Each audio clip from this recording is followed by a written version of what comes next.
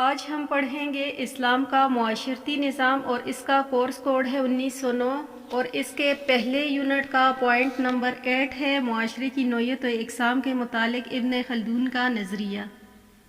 سبق شروع کرنے سے پہلے میرے چینل کو سبسکرائب کر دیں اور اگر میری ویڈیو پسند آئے تو اسے لائک کر دیں تاکہ میری ہر نئے آنے والی ویڈیو آپ کو بروقت پہنچ سکے۔ فرد اور معاشرے کا وجود باہمی تعلق پر مقصر تھا، تعلق جو فرد اور فرد کا تھا اور فرد اور جماعت کا تھا اور جو معاشرے کے مسلسل تغیر پذیر منظر میں قائم رہتا تھا۔ معاشرہ اپنی روایات، ادارات اور وزارات کے ساتھ جو بہم پہنچاتا تھا ایک تغیر پذیر اجتماعی زندگی کا نظام ہے جو فرد کے اجسام اور اس کی جسمانی ضرورتوں کے نتیجے میں تشکیل پاتا ہے۔ ایک نظام جہاں افراد پیدا ہوتے ہیں اور اپنی محدودیتوں کے ساتھ ضرورتوں کی تکمیل کرتے ہیں اور جہاں زندگی کے تقاضوں کو آنے والی نسلوں کو منتقل کرتے ہیں۔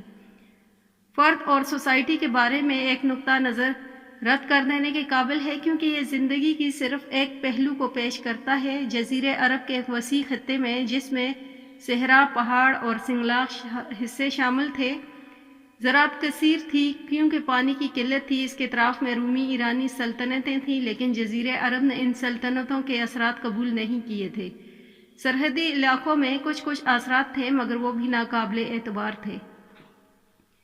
اس کی پہلی ہیڈنگ ہے دیہی معاشرہ۔ صحرا اور پہاڑی علاقوں میں بدوی خاندان قبیلے آباد تھے جن کا اپنا نظام تھا۔ ہر قبیلہ ایک مستقل وحدت تھا اور اپنی اندرونی معاملات کا فیصلہ خود کرتا تھا۔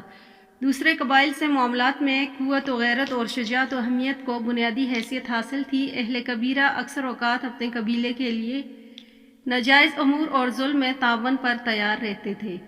مکانوں کے لیے خیمے، ساز و سامان میں تیر، تلوار، اونٹ، بھیڑ اور بکری کے سوا کچھ نہ تھا۔ ان کی اجتماعیت کی صورت صرف قبیلے یا اس کی حلیف کی تھی۔ اکثر اوقات قبائل میں باہمی جنگ رہتی اور کئی سالوں تک جاری رہتی۔ ان کے اپنے اصول اور قوانین تھے۔ پھر اس کی دوسری ہیڈنگ ہے شہری معاشرہ۔ اس وسیع علاقے میں دو چار مشہور شہر تھے، مثلاً یثرب، طائف وغیرہ۔ یہ شہر تجارتی مرکز تھے۔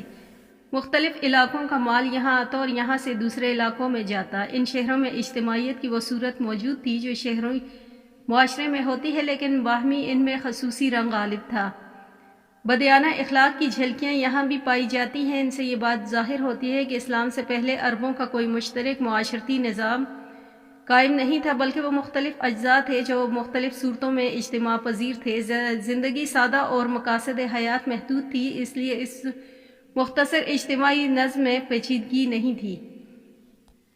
ابن خلدون مقدمہ میں دو قسم کے معاشروں کا ذکر کرتا ہے، بدوی معاشرہ اور حضری معاشرہ۔ ابن خلدون کے نزدیک بدوی معاشرے میں حضری معاشرے میں تحویل کی ایک سادگی سے پیچیدگی کا تغیر ہے اور یہ تبدیلی تمام پہلوؤں میں ہوتی ہے۔ کسب معاش کے طریقے پیش، رسم و رواج اور علوم میں تبدیلیاں آتی رہتی ہیں۔ ابن خلدون کا بیان ہے کہ کس طرح ابتدا میں انسان صرف ضروریات حاصل کرنے کی جدوجہد کرتا تھا، بعد ازاں ان ضرورتوں میں وسعت پیدا ہو گئی۔ معاشرے کا ذکر کرتے ہوئے وہ وحشی متحرک قبائل، زرعی معاشرہ جو جانور پالتی تھی وغیرہ کی بات کرتے ہیں۔ ابن خلدون کے مطابق ابتدائی معاشرے میں افراد ایک دوسرے سے جڑے ہوئے تھے اور ان کی ساری کاوشیں زراعت، ماہی گیری اور شکار پر مرکوز تھی۔ زراعت والے سب سے پہلے شہروں کا رخ کرتے تھے اور پھر آہستہ آہستہ دوسرے گروہوں بھی حضری زندگی میں گم ہو جاتے۔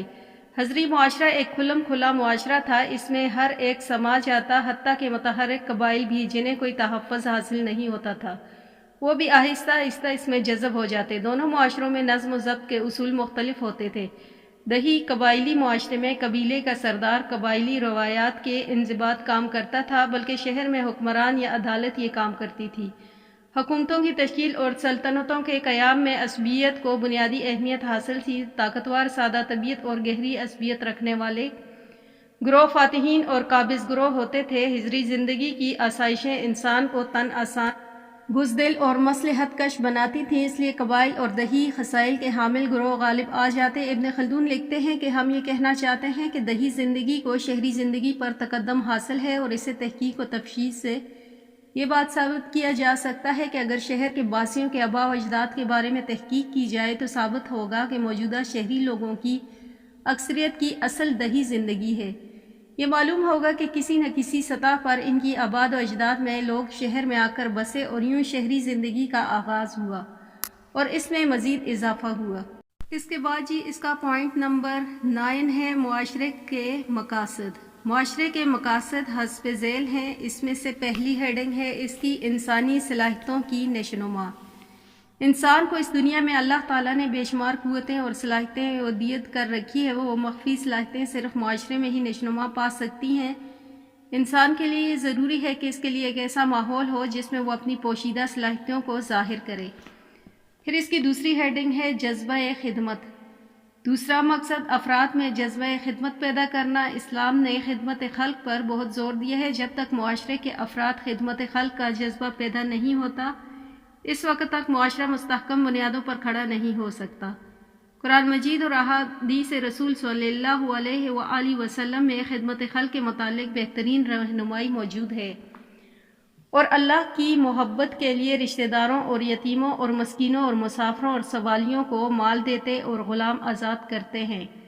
نبی اکرم صلی اللہ علیہ وآلہ وسلم نے فرمایا کہ مسلمان کا بھائی ہے، وہ نہ تو خود اس پر ظلم کرتا ہے اور نہ کسی اور کو اس پر ظلم کرنے کی تلقین کرتا ہے۔ جو شخص اپنے بھائی کی کوئی حاجت پوری کرنے میں لگا رہتا ہے اللہ تعالیٰ اس کی حاجت کی تکمیل میں لگا رہتا ہے، اور جو کسی مسلمان کی کوئی مصیبت دور کرے تو اس کے بدلے اللہ تعالیٰ قیامت کے دن اس کے مصائب و مشکلات میں اس سے کوئی مصیبت دور فرمائے گا، اور جو کوئی کسی مسلمان کی پردہ پوشی کرے گا تو قیامت کے دن اللہ اس کی پردہ پوشی فرمائیں گے۔ پھر اس کی تیسری ہیڈنگ ہے ضروریات زندگی کی تکمیل۔ معاشرے کا تیسرا مقصد افراد کی مادی ضروریات پوری کرنا ہے۔ رسول کریم صلی اللہ علیہ وآلہ وسلم کی ایک حدیث ہے جو اس کے مقصد کی اہمیت ظاہر کرتی ہے۔ آپ صلی اللہ علیہ وآلہ وسلم نے فرمایا کہ قیامت کے دن اللہ ایک انسان سے پوچھے گا کہ اے ابن آدم، میں بیمار ہو گیا مگر تو نے میری بیمار پرسی نہ کی۔ بندہ متعجب ہو کر کہے گا کہ بھلا ایسا کیوں کر سکتا ہوں، اور تو تمام جہانوں کا خود پالنے والا ہے۔ اللہ فرمائے گا کہ تجھے معلوم نہیں کہ میرا فلاں بندہ بیمار ہے، تو نے اس کی خبر نہیں لی، اگر تو اس کی عبادت کے لیے جاتا تو مجھے اس کے پاس پاتا۔ اس طرح خدا فرمائے گا کہ اے ابن آدم، میں نے تجھ سے کھانا مانگا مگر تو نے نہیں کھلایا۔ بندہ عرض کرے گا کہ بھلا ایسا کیسے ہو سکتا ہے، میں تو تجھے کیسے کھلاتا، آپ تو خود رب العالمین ہے۔ خدا فرمائے گا کہ تجھے یاد نہیں کہ میرا فلاں بندہ بھوکے بندے نے تجھ سے کھانا مانگا تھا اور تو نے کھلانے سے انکار کر دیا تھا، اگر تو اسے کھانا کھلاتا تو مجھے اس کے پاس پاتا۔ ایسے ہی خدا فرمائے گا کہ اے ابن آدم، میں نے تجھ سے پانی مانگا مگر تو نے مجھے پانی نہیں پلایا۔ بندہ عرض کرے گا کہ بھلا ایسا کیسے ہو سکتا ہے کہ تجھے پیاس لگے تو خود پروردگار عالم ہے۔ خدا فرمائے گا کہ میرا فلاں پیاسے بندے نے تجھ سے پانی مانگا لیکن تو نے اسے پانی نہیں پلایا، اگر تو اسے پانی پلا دیتا تو مجھے اس کے پاس پاتا۔ پھر اس کی چوتھی ہیڈنگ ہے قیام امن۔ معاشرے کا چوتھا مقصد امن قائم کرنا ہے۔ جب تک افراد معاشرہ امن اور محبت کے ساتھ زندگی بسر کرتے ہیں اس وقت تک معاشرہ حقیقی معنوں میں معاشرہ کہلانے کا مستحق نہیں۔ معاشرے میں حقیقی امن جان مال آبرو کی حفاظت سے قائم ہوتا ہے۔ ارشاد باری تعالیٰ ہے، اور اس جان کو قتل نہ کرو جسے اللہ نے حرام ٹھہرایا مگر حق کے ساتھ۔ رسول کریم صلی اللہ علیہ وآلہ وسلم نے خطبہ حجۃ الوداع کے موقع پر فرمایا کہ تمہاری جانیں، تمہارے مال، تمہاری آبروئیں ویسی حرمت رکھتی ہیں جیسے آج کے دن کی حرمت ہے۔ چنانچہ اسلامی معاشرے میں فلاحی معاشرہ ہوتا ہے جس میں امن و سلامتی کی ضمانت ہوتی ہے۔ اس کے ساتھ ہی ہمارا اسلام کا معاشرتی نظام کا پہلا یونٹ اختتام پذیر ہو گیا، جس میں ہم نے پڑھا تھا مفہوم، ضروریات و اہمیت، نوعیت اور اقسام۔